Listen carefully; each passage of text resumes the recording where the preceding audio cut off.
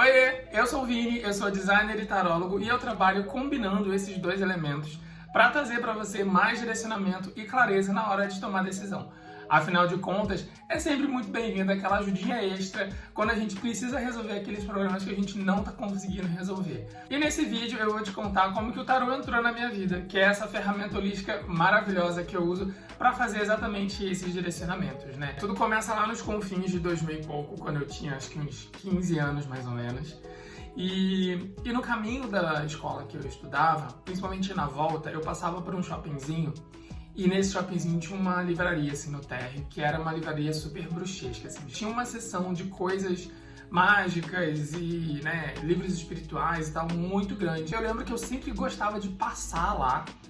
Aí eu sempre me atrasava pro almoço por conta disso, porque eu sempre dava uma passadinha lá e via o que estava rolando, eu via os livros, ficava namorando aqueles livros lá. E numa dessas idas ali para aquela livraria, eu achei um livro que era meio que um baralho de tarô, assim. Depois eu vim entender, né, que aquele, na verdade, não era um tarô, porque ele não tinha a estrutura de um tarô, que o tarô ele tem uma estrutura específica, independente da arte que tá rodando. Na época ele era vendido como um tarô e tudo mais, e ele era, na verdade, um oráculo.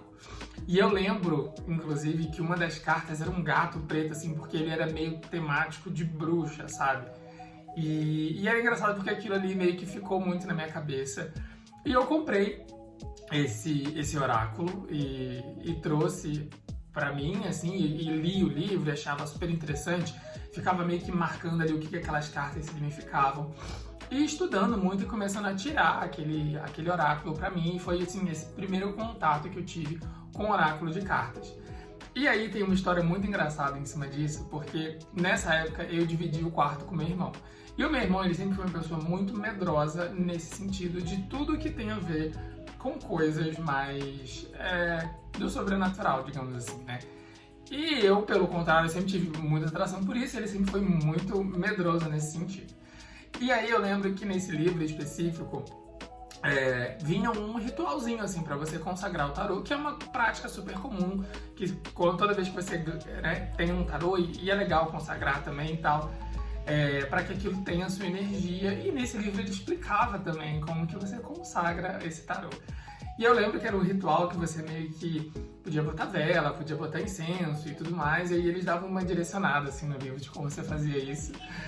E foi muito engraçado porque, como eu ainda tava, tipo assim, morando com meus pais e tudo mais, eu tava meio dentro da caixa, assim, né? De, tipo assim, como que eu vou fazer isso de uma forma que passe despercebido por todo mundo, assim? E não que tivesse algum problema disso lá em casa, porque, na verdade, todo mundo sempre teve um pezinho no misticismo, assim. Meu pai, minha mãe e tal, eles sempre tiveram uma vertente mais católica, mas isso nunca foi um problema lá em casa. E aí eu lembro que eu esperei meus pais saírem de casa nessa noite, assim, específica. Acho que eles tinham ido na casa da minha tia fazer alguma coisa e meu irmão foi junto. E eu falei assim, agora é o momento para eu consagrar o meu tarô. É nesse momento que eu vou. E aí eu fui e eu consagrar esse tarô. Eu lembro que tinha uma cômodazinha pequenininha, uma cômoda azul, assim, que a gente tinha feito pátina na cômoda. Era uma cômoda velha que tinha lá em casa, enfim. E aí a gente usou essa cômoda na verdade, né, eu usei essa cômoda meio que como um mini altar, assim. Eu lembro que ela era uma cômoda baixinha de umas 2 gavetas. Você meio que ficava ajoelhado, assim, você conseguia estar com ela meio que na altura do seu peito. E era confortável, na verdade, né, de você estar ali manuseando as coisas meio que numa posição, de certa forma, ajoelhado ou sentado numa almofada e tal. E aí eu fiz isso, então eu botei todas as cartas, assim, na cômoda, era uma cômoda relativamente grande.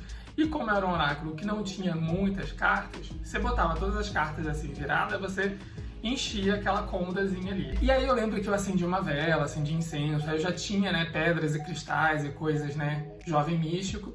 E aí eu botei aquilo ali tudo em cima e fiz uma grande combinação de tudo que eu tinha dentro de casa e fiz esse lugar de meditação para consagrar esse oráculo, né? E aí eu lembro que aproveitei que eu tava sozinho em casa e dei uma meditada, não sei o que e tal. E beleza. Só que eu calculei mal o tamanho da vela e eu acho que eu comprei uma vela muito grande. Eu não sei, eu sei que aquela vela demorou muito tempo pra gastar. Sabe, normalmente uma vela ela era uma vela pequena, não era uma vela super grande. E ela demorava muito, demorava. E eu lembro que eu, tipo, né, já tinha feito o ritual, não sei o quê, e esperando aquela vela acabar, porque meus pais iam chegar, meu irmão ia chegar e aquilo, né, tipo, não acabava. E a vela não acabou e meus pais chegaram junto com meu irmão. E aí eu lembro que quando eles chegaram, meu irmão primeiramente foi pisou no quarto, a primeira coisa que ele viu foi aquela vela acesa com bandos de carta que ele nunca tinha visto na vida. E, tipo, ele chegou a voltar, assim, tipo, não vou ficar aqui.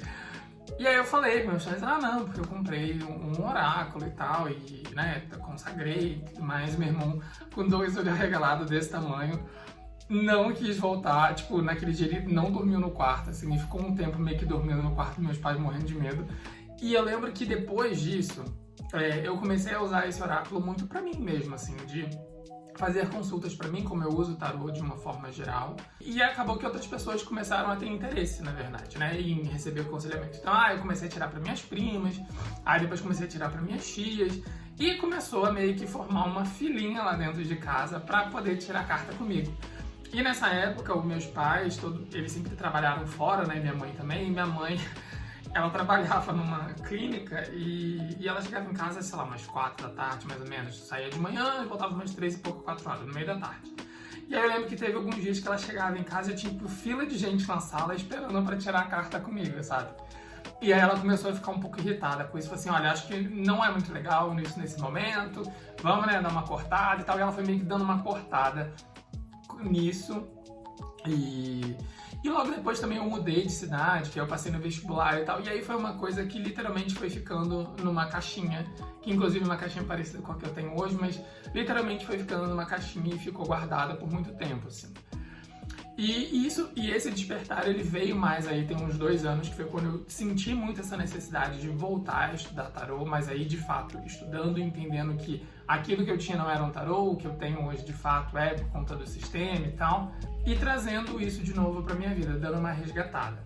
E foi muito importante esse processo pra mim, porque dentro disso eu consegui perceber que eu tava rodando em ciclos ali em certo tempo, né? Então essa história eu já até contei em algumas outras oportunidades, mas o tarô ele entrou na minha vida de uma forma mais séria, né, nos últimos anos, muito no momento onde eu estava passando por um processo de demissão, né? Então eu estava estudando já tarô na época e já utilizava ele para mim e para algumas pessoas mais próximas. E eu estava num emprego nesse momento que ia rolar um corte dentro da empresa. E aí, né, fui, tipo, embaralhar lá as cartas, assim, o que vai acontecer, né? Aquela perguntinha. E quando a gente pergunta, a gente tem a resposta com o tarô. E aí, respondeu que eu seria demitido. E respondeu que eu seria demitido com a carta da torre, que é a tão temida carta, que normalmente, né, quando sai, as pessoas já... Todo mundo que entende um pouco de tarô, quando sai a torre na mesa, a pessoa já dá aquela regalada de olho. Mas é uma carta boa, assim, então... Saiu a torre, e aí eu tava naquele processo, né, entendendo, estudando e tal, e eu falei assim, o que quer dizer a torre? Ela aparece quando ela vai tirar da nossa vida uma coisa que a gente sozinho não tá conseguindo tirar.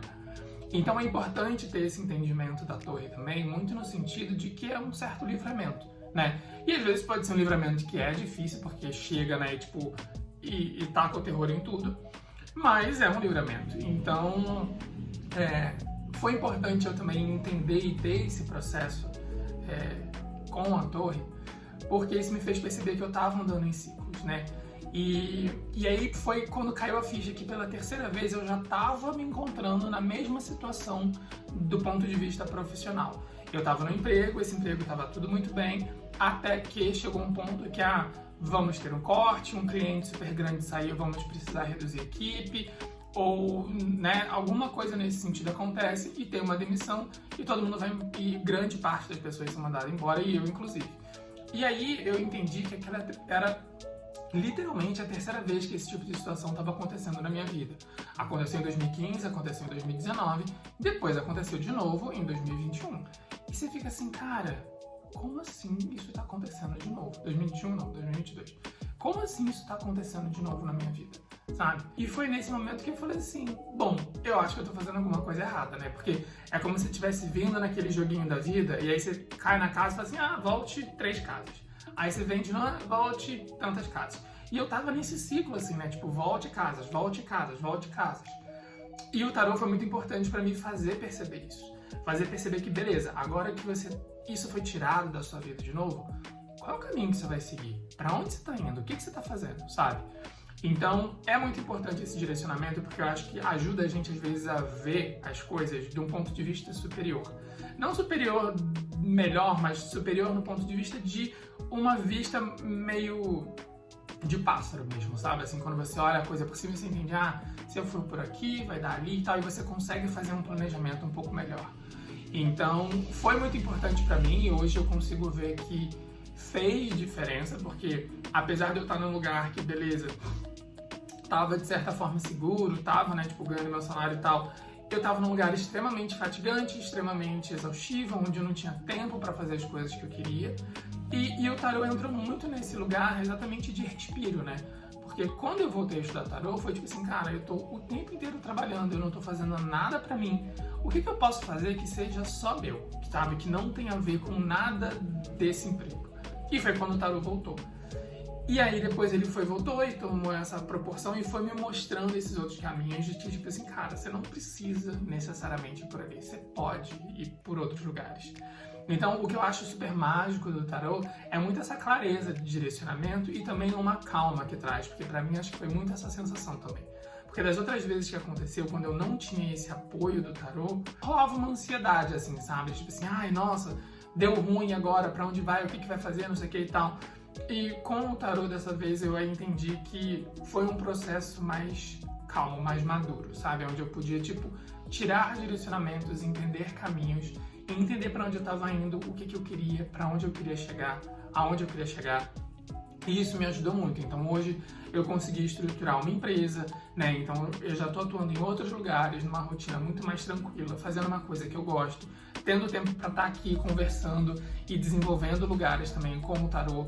Então foi um processo muito importante, mas também foi um processo, né, torre, digamos assim, de tipo assim, chacoalhar tudo. Mas foi muito legal essa volta do tarô na minha vida como esse lugar de direcionamento mesmo. Essa é uma história que eu queria compartilhar com vocês, eu já tinha falado um pouquinho dela em alguns outros lugares, mas eu acho legal, eu acho que sempre que tem as oportunidades de contar, né, de como isso veio e de como eu uso o tarô de verdade na minha vida e reproduzo isso em pessoas que têm interesse em utilizar essa ferramenta também. Então, esse vídeo era um pouquinho para contar essa história. E eu vou trazendo alguns outros vídeos também, contando um pouco do meu dia a dia aqui com o tarô, um pouco das tiragens, um pouco das coisas que eu ando lendo.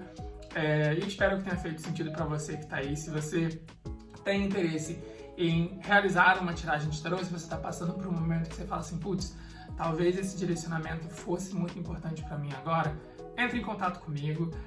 No link da bio aqui você consegue agendar a tiragem, a gente pode conversar e aí a gente vê quais são os melhores caminhos também que estão abertos para você. Vai ser um prazer ter você por aqui. É isso. Se você gostou desse vídeo, não deixa de se inscrever no canal e mandar para quem também pode ter interesse por esse vídeo. E a gente vai se vendo por aqui. Até mais.